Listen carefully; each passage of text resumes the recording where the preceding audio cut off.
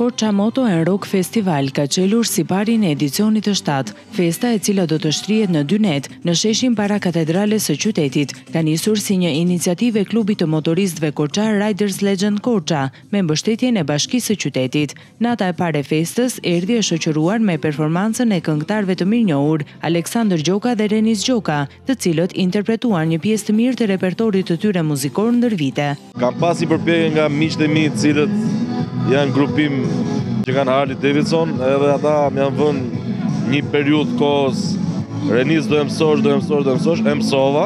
Unë them që janë çunat që ngasin motorat, që rrinë grup bashkë, janë një nga komunitetet më fantastike, sepse unë rri me ta, domethënë vërtet s'kas motorin, po unë pasagjer jam gjithë kohës me ta, kështu që e kam shumë qartë se si ata e shijojnë jetën, se si ata i kanë rregullat e tyre brenda, çfarë organizojnë vendet ku shkojnë, domethënë e shojnë jetën maksimum, kështu që unë i kam zili për këtë pjesë, donse shumica e rasteve bashkohem dhe unë. Festa është ndjekur nga 10 qytetare turistë që ndalen në fundjavë në Korçë, ndërsa kanë kërcyer në ritmet e muzikës. Nata e 2 do të vijojë me paradën e motoristëve, e cila do të nisë në orën 19.